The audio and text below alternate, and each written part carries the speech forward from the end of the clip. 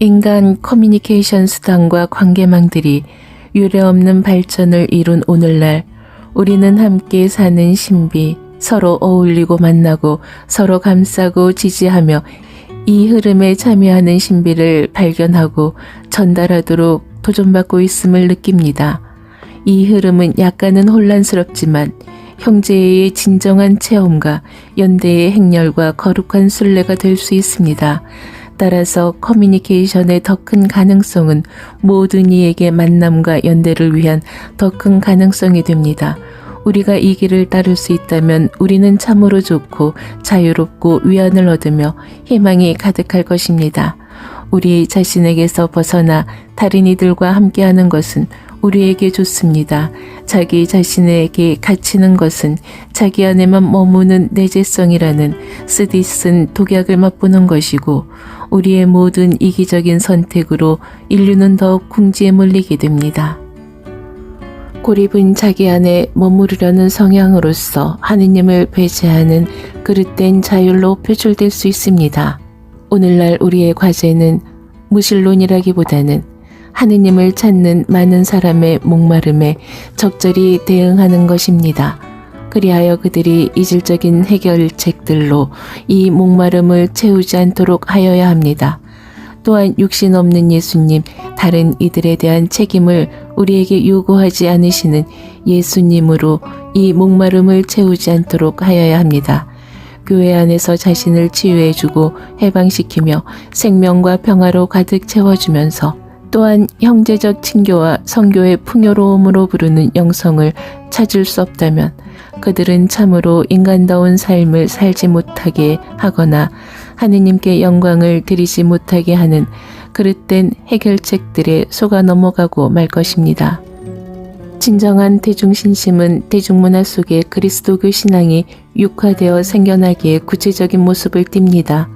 이는 조화를 이루는 어떤 기운과 맺는 관계가 아니라 하느님과 예수 그리스도와 마리아와 성인들과 맺는 인격적인 관계를 포함하는 것입니다. 이러한 신심들은 몸과 얼굴이 있습니다. 대중신심의 고유한 형태는 관계를 증진하는 힘이 있기에 개인주의적 도피를 불가능하게 합니다. 우리 사회의 일부에서 어떤 이들은 모든 공동체 생활을 단절하는 다양한 형태의 웰빈 정신에 점점 더 매료되고 있습니다. 어떤 이들은 우리 형제 자매들에 대한 책임을 도외시하는 번영의 신학에 점점 더 매료되고 있습니다. 또 어떤 이들은 자기 중심주의의 한 형태일 따름인 비인격적 체험에 점점 더 매료되기도 합니다. 한 가지 중요한 과제는 하느님과 맺는 인격적이고 성실한 관계에서 도망치는 것이 해결책이 아니라는 사실을 보여주는 것입니다. 올바른 태도로 다른 이를 만나는 법을 익히는 것이 그 유일한 길임을 사람들이 깨닫도록 도와야 합니다. 이는 다른 이들을 거부감 없이 길동무로 받아들이고 존중하는 것입니다. 나아가 다른 이들의 얼굴과 목소리와 요청에서 예수님을 발견하는 법을 배운다는 의미입니다. 이는 또한 우리가 부당하거나 억울한 대우를 받더라도 형제로 살아가겠다는 결심을 결코 굽히지 않고 십자가에 못 박힌 예수님의 품 안에서 고통을 이겨내는 법을 배운다는 의미입니다. 여기에 바로 참다운 치유가 있습니다. 다른 이들과 관계를 맺는 그 길, 우리를 병들게 하는 것이 아니라 우리를 참으로 치유해주는 그 길이 바로 신비적 형제의 관상적 형제이기 때문입니다. 이 형제에는 우리 이웃의 거룩한 위대함을 볼 줄 알고 한 사람 한 사람 안에서 하느님을 발견할 줄 알며 함께 사는 삶의 불편을 하느님 사랑에 의지하여 견뎌낼 줄 압니다. 또한 이 형제에는 하느님 사랑에 마음을 열어 좋으신 아버지께서 그러하시는 것처럼 다른 이들의 행복을 추구할 줄 압니다.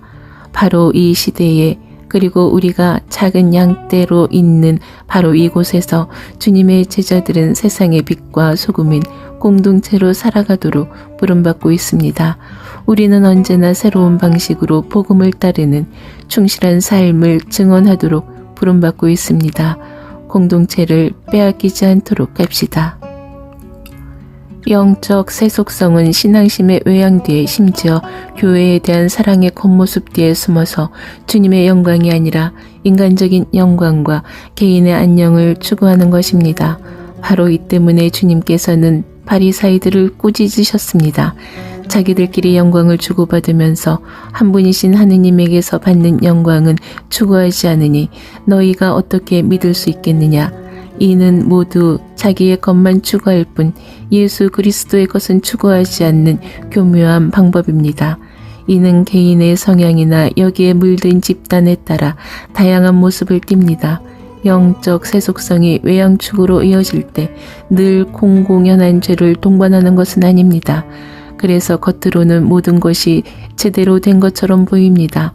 그러나 영적인 세속성이 교회 안에 스며들면 단순히 도덕적인 다른 모든 세속성보다 더 엄청난 재앙이 될 것입니다. 이 음험한 세속성은 대립되어 보이지만 하나같이 교회의 공간을 장악하려는 의도를 지닌 수많은 태도로 드러납니다. 그러면서도 복음이 하느님의 백성에게 그리고 현대의 구체적인 요구에 실제로 영향을 미치고 있는지에 대해서는 아무런 관심이 없습니다. 이렇게 하여 교회 생활은 박물관의 전시물이나 선택된 소수의 전유물이 되어버립니다. 또 어떤 이들에게 영적 세속성은 사회적 정치적 쟁취에 대한 환상 또는 실질적인 일처리 능력에 대한 자만 또는 자립과 자아실현 프로그램에 대한 집착 뒤에 감춰져 있습니다.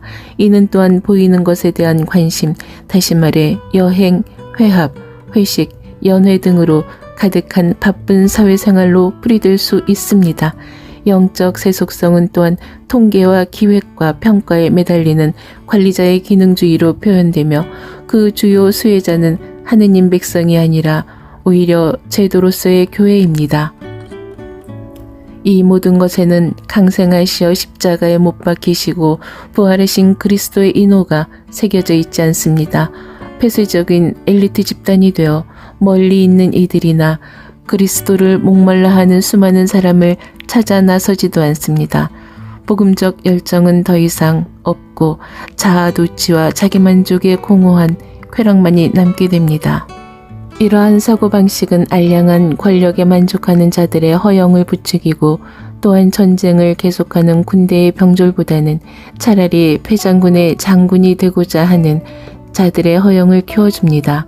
우리는 마치 패전한 장군처럼 치밀하게 기획한 원대한 사도직 활동 계획을 얼마나 자주 꿈꾸고 있습니까? 그러나 이는 우리 교회 역사를 부인하는 일이 됩니다. 교회사는 희생과 희망과 일상적 투쟁의 역사이고 봉사에 헌신하고 부단한 노고도 마다하지 않는 삶의 역사이기 때문에 영광스러운 것입니다. 모든 일은 우리 이마에 흘린 땀으로 이루어진 것이기 때문입니다. 그 대신에 우리는 무엇을 해야 하는가에 대하여 이렇게 해야 한다는 말만 하고 아무것도 하지 않는 잘못을 저지르며 영적 지도자나 현명한 목자로서 바깥에서 지시만 내립니다. 결국 우리는 끝없는 환상에 빠져 우리 신자들의 고통스러운 현실과 만나지 못하게 됩니다. 이러한 세속성에 빠진 이들은 높고 먼 데서 바라보고 그들의 형제자매의 예언을 거부하며 문제를 제기하는 이들을 무시하고 다른 이들의 잘못을 계속 들추어내며 거칠에 집착합니다. 그들은 자기네 명과 관심사에만 제한된 지평에 갇혀 있습니다. 그 결과 그들은 자기 죄에서 아무것도 배우지 못하고 용서의 진심으로 열려있지도 못합니다. 이는 선으로 포장된 끔찍한 타락입니다. 이러한 타락을 피하여야 합니다. 이를 위하여 교회는 끊임없이 자기 자신에서 벗어나 예수 그리스도를 중심으로 한 사명을 지속하며 가난한 이들을 향한 투신을 계속하여야 합니다.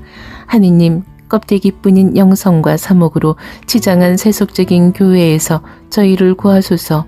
이 숨막히게 하는 세속성은 성령의 순수한 공기를 들이마실 때에만 치유될 수 있습니다. 성령께서는 우리를 하느님이 없는 종교적 거칠의 밑에 감춘 자기 중심성에서 벗어나게 해주십니다. 복음을 빼앗기지 않도록 합시다. 우리 사이에 싸움은 안 됩니다. 하느님의 백성 안에서 그리고 우리의 여러 공동체 안에서 얼마나 많은 싸움이 벌어지고 있습니까?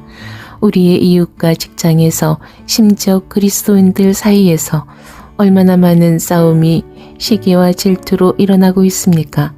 일부 그리스도인은 영적 세속성의 영향으로 권력과 특권과 쾌락과 경제적 안정을 추구하며 이에 방해되는 다른 그리스도인들과 다툽니다. 또한 어떤 이들은 교회 공동체의 일원으로 사는 것에 더 이상 만족하지 못하여 파벌을 만들고 경쟁의식을 키웁니다. 그들은 풍부한 다양성을 지닌 교회 전체에 소속되기보다는 스스로 다르거나 특별하다고 여기는 이런저런 집단에 소속됩니다. 세상은 싸움과 폭력으로 찢기고 인류를 분열시키고 각자의 행복을 추구하면서 서로를 적대시하는 만연한 개인주의로 상처를 입고 있습니다. 여러 나라에서 과거의 갈등과 해묵은 분열이 다시 드러나고 있습니다. 저는 세상의 모든 공동체 안에서 특히 그리스도인들이 형제적 친교에 빛나는 매력적인 증인이 되기를 당부하고자 합니다. 너희가 서로 사랑하면 모든 사람이 그것을 보고 너희가 내 제자라는 것을 알게 될 것이다. 예수님께서 아버지께 드리신 간절한 기도는 이러합니다. 그들이 모두 하나가 되게 해주십시오. 우리 안에 있게 해주십시오. 그리하여 세상이 믿게 하십시오. 질투의 유혹을 조심하십시오. 우리는 같은 배를 타고 같은 항구를 향하여 나아가고 있습니다. 모든 이에게 속한 저마다의 은사를 기뻐할 줄 아는 은총을 간구합시다. 오랜 분열로 상처받은 이들은 용서와 화해로 이끄는 우리의 초대를 받아들이기 어렵습니다. 그들은 우리가 그들의 고통을 무시하거나 그들의 기억과 이상을 포기하라고 요구하는 것으로 생각하기 때문입니다. 그러나 그들이 참으로 화해를 이룬 형제적 공동체의 증언을 본다면 그들은 그 증언이 빛나고 마음을 사로잡는 것임을 깨닫게 될 것입니다. 일부 그리스도인 공동체와 심지어 봉헌된 사람들조차도 온갖 형태의 적대심, 분열, 비방, 모략, 중상, 복수, 질투, 그리고 자기들 생각을 온갖 수단을 동원해 심어주려는 욕망에 사로잡히고 실제로 마녀 사냥처럼 보이는 탄압마저 용인하는 것을 볼 때에 저는 언제나 가슴이 미어집니다. 우리가 이런 식으로 행동한다면 도대체 누구를 복음화 하겠다는 것입니까? 우리가 사랑의 법을 이해할 수 있도록 주님의 도움을 간청합시다. 이 법을 간직하는 것이 얼마나 좋습니까? 모든 것을 뛰어넘어 서로 사랑하는 것이 얼마나 좋은 일입니까? 예, 모든 것을 뛰어넘어서 말입니다. 바오로 성인의 다음과 같은 공고는 우리 모두를 향한 것입니다. 악에 굴복당하지 말고 선으로 악을 굴복시키십시오. 그리고 낙심하지 말고 계속 좋은 일을 합시다. 우리 모두에게는 좋고 싫음이 있습니다. 그리고 어쩌면 바로 이 순간에 우리는 어떤 사람 때문에 화가 날 수도 있습니다. 적어도 주님께 이렇게라도 말합시다. 주님, 저는 이 사람 때문에 화가 났습니다. 그래도 이 사람을 위하여 기도합니다. 내가 싫어하는 사람을 위하여 기도하는 것은 사랑으로 나아가는 아름다운 발걸음이며 복음화의 활동입니다. 오늘 바로 이를 실천합시다. 형제의 이상을 빼앗기지 않도록 합시다. 하느님 백성의 대다수가 평신도입니다. 교회 안에서 평신도의 정체성과 사명에 관한 의식이 점차 증가되어 왔습니다. 우리는 많은 평신도에게 의지할 수 있습니다. 그러나 깊은 공동체 의식을 지니고 사랑 실천과 교리 교육과 신앙 거행의 임무에 매우 충실한 평신도들은 여전히 부족합니다. 이와 함께 세례와 견진에서 비롯되는 평신도의 이러한 책임에 대한 명확한 의식은 모든 곳에서 동일한 방식으로 드러나지는 않습니다. 어떤 경우에는 평신도가 중요한 임무를 수행하는 데 필요한 교육을 받지 않았기 때문입니다. 또 다른 경우에는 평신도를 의사결정에서 제외시키는 지나친 성직주의로 평신도가 교회 안에서 의견을 말하고 활동할 여지가 없기 때문입니다. 많은 신자가 평신도 봉사직에 참여하고 있지만 이것이 사회, 정치, 경제 분야에서 그리스도교 가치를 더욱 확산시키는 데 이르지 못하고 있습니다. 복음에 따라 사회를 변화시키려는 진정한 노력에는 이르지 못하는 것입니다. 평신도 교육과 더불어 직업과 지적 생활에 복음하는 중요한 사목적 도전을 제기합니다.